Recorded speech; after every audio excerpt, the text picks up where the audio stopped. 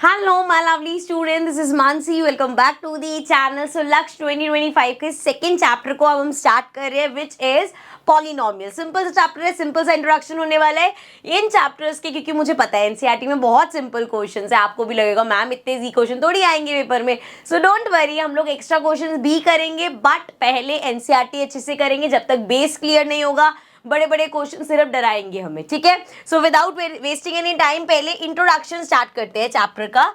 So first topic है हमारा degree of polynomial. But उससे भी पहले बात कर लेते हैं, भाई ये पॉलिनोमियल है क्या। सिंपल समझ लो, अलग अलग टर्म्स मिलके पॉलिनोमियल बनाती है। अब मैम ये टर्म्स कौन सी होती हैं? जैसे टर्म हो सकती है आपकी 4x², ये एक टर्म हो सकती है। साथ में मैं लिख सकती हूँ 7x, ये भी एक टर्म है। या मैंने लिख दिया 8x³, अभी मैं सिर्फ x वाले ले रही हूँ, ठीक है, मतलब एक वेरिएबल लेके चल रही हूँ, ये भी एक टर्म है। मैंने लिख दिया खाली 7, ये भी एक टर्म है। मैंने लिख दिया 4x⁴, ये सब अलग अलग टर्म्स है, ठीक है। यहाँ पे जो आप देख रहे हो, ये भी एक टर्म है, ये भी एक टर्म है, एंड ये सब टर्म्स मिलके प्लस माइनस कुछ भी हो सकता है, ये सब टर्म्स मिलके एक पॉलिनोमियल बनाते हैं, ठीक है। सो ये हमारा पॉलिनोमियल हो गया, सिंपल। अब बात करते हैं what is degree of polynomial. Degree क्या होता है? ये पॉलिनोमियल ने ऐसी कौन सी ग्रेजुएशन करी है जिसको डिग्री मिली है? डिग्री हमारा होता है, जैसे भी देखो मैंने यहाँ पे इतनी सारी टर्म्स लिखी थी ना बेटा, इसमें कहीं पे मैंने लिखा x⁻², कहीं पे मैंने x⁻ कुछ नहीं लिखी मतलब 1, कहीं पे लिखी x⁻3, कहीं पे लिखी x⁻4, कहीं पे कांस्टेंट नंबर लिखा। जब हम बात करते हैं डिग्री ऑफ पॉलिनोमियल में, तो एक अगर ये पूरा पॉलिनोमियल है, इसमें x की हाईएस्ट पावर क्या होगी, वो उस पॉलिनोमियल की डिग्री हो जाएगी। जैसे अगर हम इसी में ही देखें, वी हैव 2, 1, 3 और 4। यहाँ पे डिग्री क्या हुई? Here if I talk about degree of polynomial, तो वो 4 हो गई, बिकॉज x की हाईएस्ट पावर 4 है, ठीक है। मैथ्स में वैसे तो सिर्फ समझना इनफ रहता है, लेकिन अब इस साल हम डेफिनेशंस भी पढ़ते हुए जाएंगे, क्योंकि हमारे एमसीक्यूज में घुमा फिरा के असर्शन रीजनिंग वगैरह में डाल देते हैं। The highest power of x in px, मतलब पॉलिनोमियल अगर आपका x की टर्म्स में है तब, तो x की जो अच्छा ये पढ़ लिया, highest power of x is called the degree of the polynomial px, ठीक है। px कब लिखा होगा? जब आपके पास x की टर्म होंगी। ऐसे ही वैसे तो px ही आएगा पूरे चैप्टर में, py लिख दिया तो मतलब x की जगह बस उसको रिप्लेस कर दो y से, ठीक है, सिंपल सी चीज है। ये समझ आ गया डिग्री ऑफ पॉलिनोमियल। आगे बढ़ जाते हैं। अब ये जब आपको पावर्स का पता चल गया, तो उसके बेसिस पे हमारे 3 टाइप के पॉलिनोमियल होंगे: linear polynomial, quadratic polynomial and cubic polynomial. Linear मतलब x की पावर 1, ठीक है। जैसे कि एग्जांपल क्या हो सकता है? 4x+7। अब देखो वैसे क्या चलता है, x का स्क्वायर है, फिर खाली x आता है, मतलब किसी भी फॉर्म में हो सकता है, बट यहाँ पे चलो हमने कांस्टेंट ले लिया। ये हमारा हो गया एक लीनियर पॉलिनोमियल। सिमिलरली अगर हमने लिखा 7x+8 या 3x-2, ये सब क्या है? ये मेरे लीनियर पॉलिनोमियल है, बिकॉज यहाँ पे x की हाईएस्ट पावर 1 है, ठीक है, समझ गए। देन क्वाड्रेटिक पॉलिनोमियल में जब हम आते हैं, तो x² आ जाता है, मतलब x की डिग्री जो होगी, मतलब जो भी पॉलिनोमियल है उसकी डिग्री 2 होगी, मतलब हाईएस्ट पावर उसमें 2 हो सकती है। मतलब इसको हम ऐसे भी लिख सकते हैं 3x² + 7x+2। यहाँ पे x की, यहाँ पे x² है, इधर x है, x की पावर इधर 1 है, इधर 2 है, हाईएस्ट पावर 2 है। ये हमारा एक क्वाड्रेटिक पॉलिनोमियल हो गया। इसी में कहीं कहीं हो सकता है 4x² + 7, सिर्फ वो x की टर्म हो ही ना, 0 हो x के साथ वाला बंदा। ये भी हमारा क्या आएगा? क्वाड्रेटिक पॉलिनोमियल में। देन अगर मैं लिख दूं इसी को ही 7x³ + 2x² + 7 = चलो अभी इक्वेशन पे नहीं आ रही, इक्वल्स टू हटा देते हैं। क्या ये मेरा अगेन यहाँ पे x² है, तो क्या ये क्वाड्रेटिक पॉलिनोमियल होगा? नहीं, क्योंकि यहाँ पे भाई अब ये x³ आ गया, तो x की हाईएस्ट पावर 3 हो गई। अगर हाईएस्ट पावर 3 हो गई, वो मेरा बन जाएगा क्यूबिक पॉलिनोमियल, ठीक है, याद रहेगा। सिंपल, लीनियर मतलब x की पावर 1, क्वाड्रेटिक मतलब x² एंड क्यूब नाम ही ऐसा है, क्यूबिक मतलब x की पावर 3। ठीक है। सो हाईएस्ट पावर देखना है पूरी इक्वेशन में, जो हाईएस्ट पावर होगी उस हिसाब से। अगर 3 आ गया तो मतलब अगर 2 है, x है, खाली कुछ फर्क नहीं पड़ता, वो क्यूबिक पॉलिनोमियल बन गया। x स्क्वायर, x चाहे 4 बार लिख दो तुम तब भी वो हाईएस्ट पावर 2 ही रहेगी, तो वो हमारा क्वाड्रेटिक पॉलिनोमियल हो गया। ठीक है, नेक्स्ट पे आ जाते हैं। नेक्स्ट अब डिस्कस करते हैं जीरोस ऑफ पॉलिनोमियल। अब ये जीरोस ऑफ पॉलिनोमियल क्या होता है? अभी तक हम पॉलिनोमियल्स कैसे देख रहे थे? 4x -8, यहीं पे जो लिखा है वही एग्जांपल ले लिया मैंने। अब यहाँ पे x की कोई ऐसी वैल्यू कि इस पूरे को सॉल्व करे तो वो 0 बन जाए। सो क्या हो सकती है? देखो जरा, if I put x equals to 2, अगर मैं x की वैल्यू 2 पुट कर दूं तो क्या होगा? यहाँ पे जरा देखना, ये हो जाएगा 4, x की जगह 2 लिख दिया, -8, 4 2 ज़ा 8 -8 इक्वल्स टू क्या आ गया? 0। सो मतलब ये जो x इक्वल्स टू 2 रखा है तो हम बोल सकते हैं ये जो मेरा लीनियर पॉलिनोमियल है इसका जीरोस 2 है। So zeros of polynomial basically means x की उस पॉलिनोमियल में कोई ऐसी वैल्यू जिसे रखते ही वो पॉलिनोमियल 0 हो जाएगा, वो हमारा होता है जीरोस ऑफ पॉलिनोमियल। ठीक है, पढ़ लेते हैं। The zero of polynomial refers to the value of the variable, जैसे मैं x की वैल्यू बोल रही हूँ, वेरिएबल x हो गया हमारा, तो value of variable present in the polynomial equation for which the polynomial equals to 0, जिससे ये पॉलिनोमियल मेरा 0 बन जाएगा। ठीक है, x की ऐसी वैल्यू जिससे सॉल्व करके हमारे पूरा पॉलिनोमियल 0 हो जाएगा, वो होता है हमारा जीरोस ऑफ पॉलिनोमियल। अब ठीक है, ये तो छोटा सा था तो हमने मतलब यहाँ पे खुद ही कैलकुलेशन करके x इक्वल्स टू 2 लिख दिया। अगर आपको फाइंड करना हो कि भाई ये लीनियर आपकी इक्वेशन है, आप बताओ इसमें x की क्या वैल्यू रखी कि ये 0 हो जाए, तो कुछ नहीं करना, सिंपल इक्वल्स टू 0 रख लेंगे एंड यहाँ से देखो ये हो जाएगा 4x, अब इधर -8 है, उधर जाके +8 हो जाएगा। x इक्वल्स टू हो गया 8, यहाँ 4 मल्टीप्लाई और इधर आके डिवाइड हो जाएगा, तो क्या आ गया? x, इसको हटा दो, 4 2 ज़ा 8 होता है, x इक्वल्स टू 8, इस तरीके से आ गया। सिमिलरली यही सेम चीज अगर हमारे पास, मैंने यहाँ एग्जाम्पल लिखा नहीं, क्वाड्रेटिक में होता है। क्वाड्रेटिक इक्वेशन अगर आपको दे रखी हो तो उसमें हम क्या करते हैं?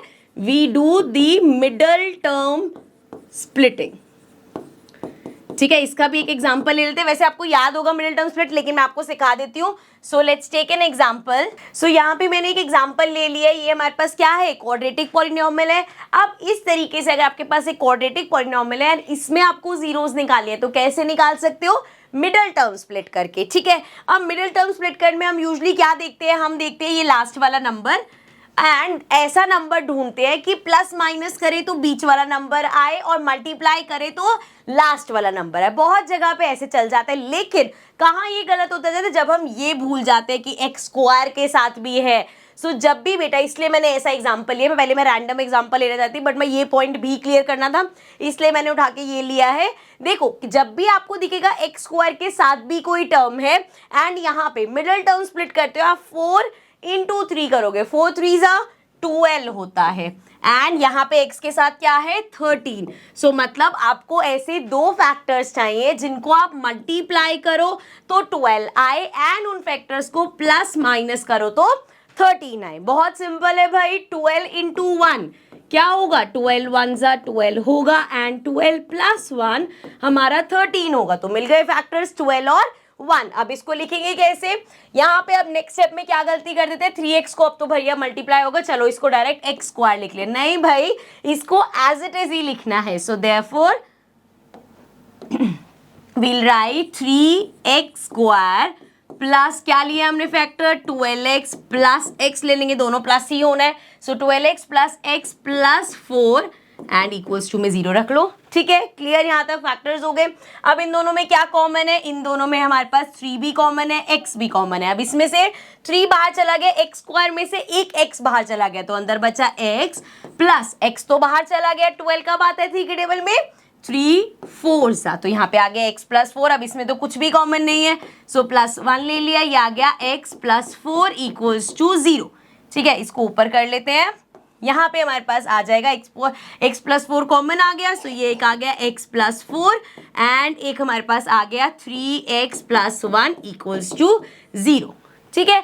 अब ये दो जो आए ना बच्चे, ये हमारे पास आए हैं फैक्टर्स। यहां से जीरोस कैसे निकालेंगे, सिंपल, इसको इक्वल्स टू 0 रख लेंगे। सो x प्लस 4 इक्वल्स टू 0 रखोगे तो ये आ जाएगा x इक्वल्स टू -4, एंड यहाँ पे 3x प्लस 1 को 0 के इक्वल रखोगे तो ये आ जाएगा 3x इक्वल्स टू +1 उधर जाके -1 हो जाएगा, एंड x हमारा आ जाएगा -1/3। तो आपने देखा जब हम लीनियर कर रहे थे तो हमारे पास x की सिर्फ एक वैल्यू आई थी क्योंकि वो लीनियर पॉलिनोमियल था। जब हम क्वाड्रेटिक पे आते हैं तो हमारे पास x की दो वैल्यूज आएंगी, मतलब there are always 2 zeros of the polynomial. So x हमारा -4 आ गया और -1/3 आ गया। सो इस तरीके से हम क्वाड्रेटिक पॉलिनोमियल में जीरोस निकाल सकते हैं, ठीक है।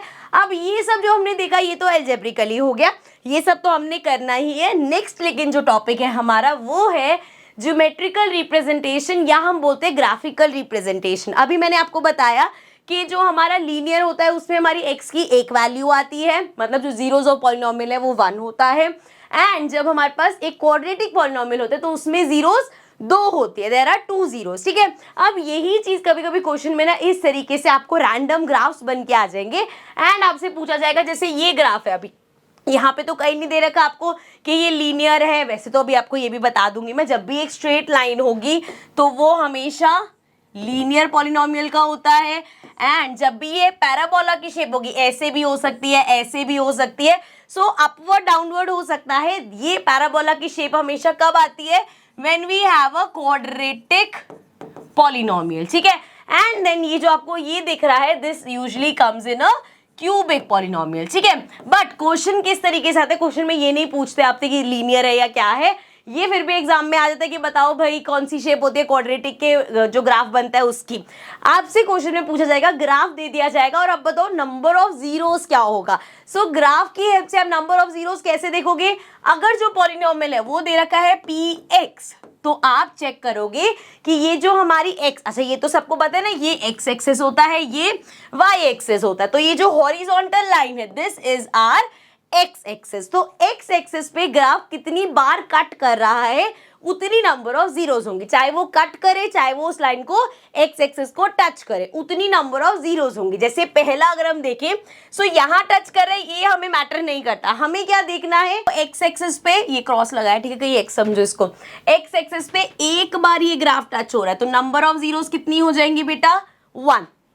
यहाँ पे चलोगे x एक्सेस को, एक इस पॉइंट पे टच हो रहा है, एक इस पॉइंट पे टच हो रहा है, तो नंबर ऑफ जीरोस 2 हो गई। सिमिलरली यहाँ पे जाओगे तो 1 2 3 प्लेसेस पे टच कर रहा है तो नंबर ऑफ जीरोस 3 हो गई। अब देखो सेम भाई, मैं पहले ही बता चुकी, क्वाड्रेटिक में हमेशा हमारे पास x की 2 वैल्यूज आएंगी, एंड लीनियर में हमेशा x की एक वैल्यू आएगी, एंड क्यूबिक में हमेशा 3 वैल्यूज आती है। बट अभी हमें कंसंट्रेट सिर्फ हमारा लीनियर और क्वाड्रेटिक पे करना है। बट ये क्वेश्चन ध्यान रखना है, कंफ्यूज क्या करते हैं, इस तरीके से दे दिया और ग्राफ बना दिया ऐसे। अब आप सोचोगे कि यार यहाँ पे तो ये सिर्फ टच ही हो रहा है, ये तो कट नहीं कर रहा है, या कुछ भी जो भी मतलब दिमाग में आपके आएगा, तो ये ध्यान रखना, चाहे वो टच हो बेटा, चाहे वो प्रॉपर ऐसे कट कर रहा हो, काउंट होगा। ओके डन, चलो नेक्स्ट टॉपिक देख लेते हैं। नेक्स्ट हम बात करते हैं कोफिशिएंट्स। अभी कोफिशिएंट्स क्या होते हैं, सो हमारे पास जब भी आप देखोगे एक इक्वेशन हम लिखते हैं या एक पॉलिनोमियल लिखते हैं, we write it as 4x² plus 7x plus 8, मान लो इस तरीके से हमने लिखा हुआ है। सो कोफिशिएंट होता है न्यूमेरिक वैल्यू, जैसे कि अगर आप x² देखोगे तो x² के साथ हमारे पास क्या नंबर है, वी हैव 4, तो 4x² का कोफिशिएंट हो गया। इसी तरीके से x के साथ क्या है, 7, सो 7 is the coefficient of x, ये तो कांस्टेंट टर्म ही है। इसी तरीके से इफ आई राइट 8x², तो x² का कोफिशिएंट क्या है, 8 7, x³ लिखा, x³ का कोफिशिएंट क्या है, 7। सो बेसिकली जो भी x ये वेरिएबल के साथ जो हमारी नंबर है उसको हम बोलते हैं कोफिशिएंट। क्लियर, समझ में आ गया। चलो सिंपल ज़्यादा आगे बढ़ जाते हैं। अब बात करते हैं relationship between zeros and coefficients of a polynomial. अब भाई वो कह रहे हैं कि जो हमने अभी जीरोस पढ़ के है, मतलब एक्स की वैल्यूज और ये जो कोफिशिएंट्स होते हैं इनके बीच में भी कुछ रिलेशन होता है। क्या रिलेशन होता है वो समझते हैं। देखो एक हमारी इक्वेशन इस फॉर्म में होती है A X square plus B X plus C. So ये ए हमारा कोफिशिएंट है, बी हमारा कोफिशिएंट है, ये हमारी कांस्टेंट टर्म है, ठीक है। अब यहाँ पे जब हम सम निकालते हैं, जैसे कि हमेशा मान के चलते हैं कि जीरोस आगे मान लो एक अल्फा और एक आ गई बीटा, ठीक है। इसको मान लो जैसे मैं ए और बी लिख दूं, पर ये कंफ्यूजिंग हो जाएगा, इसलिए अल्फा बीटा लिख लेते हैं कि अल्फा बीटा क्या है, एक्स की वैल्यू। मतलब और इजी कर देते हो, अगर आपके पास लेट्स सपोज कोई इक्वेशन थी एंड उसमें आपकी एक्स की वैल्यू आई 2 और एक 1, तो अल्फा 2 हो गया, बीटा 1 हो गया। सिंपल एज दैट, ये मतलब है इसका। So alpha beta some of zeros की जब हम बात करेंगे, मतलब अल्फा प्लस बीटा, और अगर उधर ले तो 2 प्लस 1, जो एक्स की दो वैल्यूज आई है उसका सम।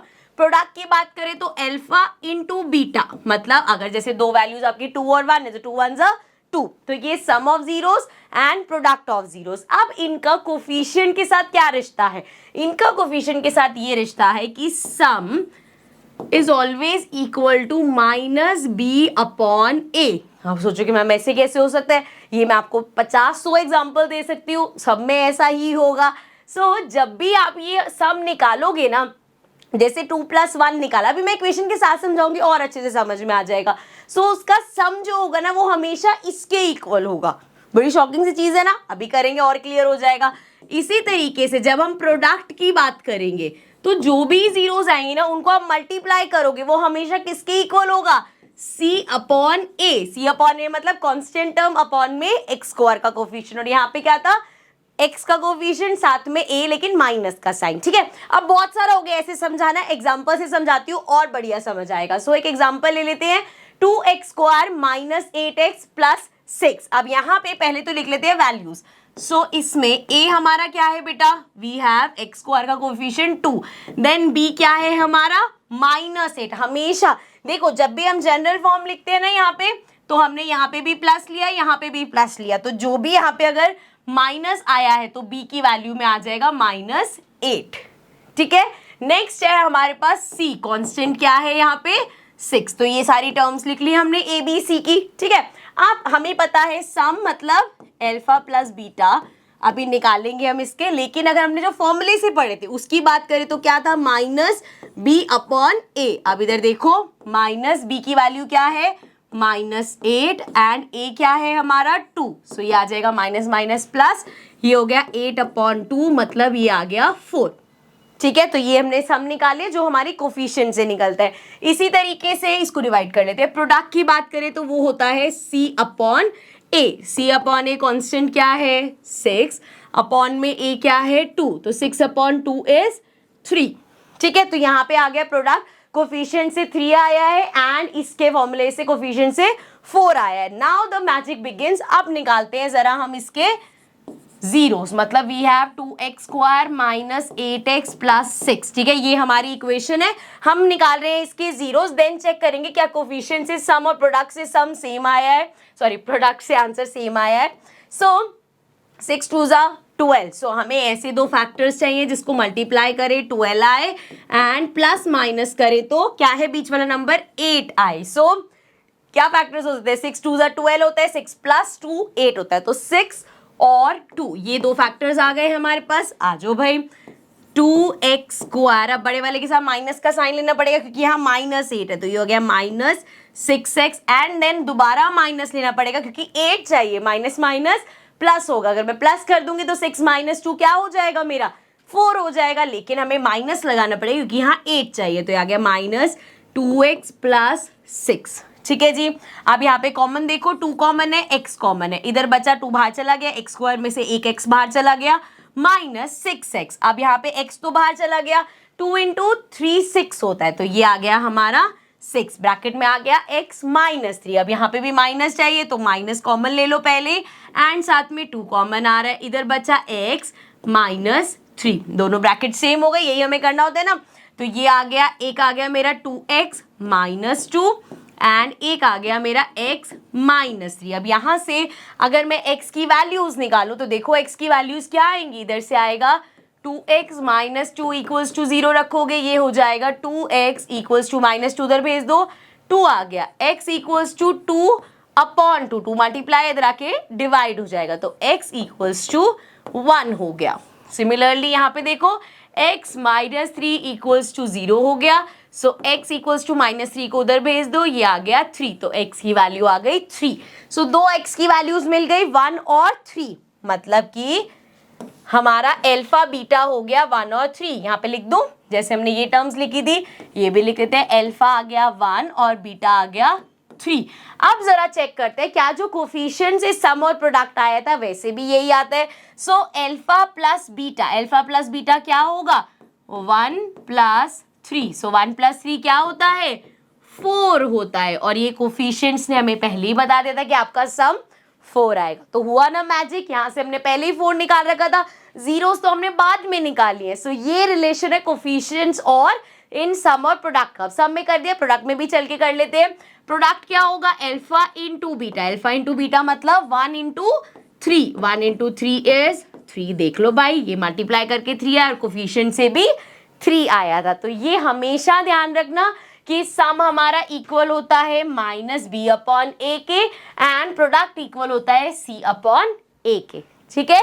सो इसी के साथ आई थिंक यहाँ इंट्रोडक्शन कंप्लीट होता है, बट बिफोर कंप्लीटिंग दिस एक छोटा सा मैं और यहाँ पे पार्ट ऐड करना चाहती हूँ। कहीं पे आपके पास ना कभी कभी क्वेश्चन ऐसे आएगा कि आपको क्वेश्चन में दे दिया सम, कुछ भी ले लें, एग्जाम्पल लेके कराते हो ज़्यादा अच्छा रहेगा। मान लो सम दे दिया 4 एंड प्रोडक्ट दे दिया 1, ठीक है, रैंडम एग्जाम्पल दे रही हूँ कि आपको दे दिया क्वेश्चन में कि भाई एक क्वाड्रेटिक पॉलिनोमियल है जिसका सम जो है वो, जिसके जीरोस का जो सम है वो 4 है एंड उसके जीरोस का जो प्रोडक्ट है वो 1 है। तो उसके लिए आपको एक और जो जनरल फॉर्मूला जैसे आप याद रखते हो ना, वैसे जनरल फॉर्मूला क्या पता है आपको, ax² plus bx plus c, ये होता है हमारा क्वाड्रेटिक पॉलिनोमियल का जनरल फॉर्मूला। इसी में ही अगर सम और प्रोडक्ट का बताना हुआ आपने तो वो होता है x² as it is minus, ये माइनस ध्यान रखना, जितनी बार मैं क्वेश्चन कराऊंगी ना बोलूंगी माइनस का ध्यान रखना ताकि आप भूलो नहीं, ठीक है। So minus alpha plus beta साथ में x plus alpha into beta. अब क्या समझ आया यहाँ से हमें कि एक ये भी हमारी जनरल फॉर्म है जिसमें x² एज इट इज लिखेंगे हम, देन माइनस लगाएंगे x के साथ अल्फा प्लस बीटा, जैसे यहाँ 4 गिवन है तो क्या इक्वेशन बनेगी, x² minus alpha plus beta कितना गिवन है, 4x plus alpha into beta कितना गिवन है, 1। सो ये आ गई हमारी क्वाड्रेटिक पॉलिनोमियल, ठीक है। सो ये एक है जो आपको याद रखना है। इसमें भी क्या याद रखना है, सिंपल है, यहाँ प्लस माइनस होता है। जब हम मिडिल टर्म स्प्लिट करते हैं तब नहीं बोलते मल्टीप्लाई करके ये आना चाहिए, प्लस माइनस करके ये आना चाहिए, वहीं से ही आया है ये। लेकिन ध्यान क्या रखना है बेटा, सिर्फ ये माइनस का साइन, इधर माइनस आता है इधर प्लस आता है, क्योंकि ये जो जनरल फॉर्मूला है इसमें यहाँ भी प्लस होता है यहाँ भी प्लस होता है, इसमें बस याद रखना है कि ये माइनस होता है, ठीक है। तो इस तरह के बहुत सारे क्वेश्चन फिर आप आराम से कर पाओगे। अब करती हूँ मैं इस इंट्रोडक्शन को एंड। आई होप जितनी भी चीजें हमने डिस्कस करी आपने अच्छे से समझ ली होंगे, और जब हम एक्सरसाइज में इसके क्वेश्चंस करेंगे तो आपको ये सब याद होगा। तो स्टार्ट करते हैं अपनी एक्सरसाइजेस से, but in the next session of course. So I will see you all in the next video. Till then take care and bye bye.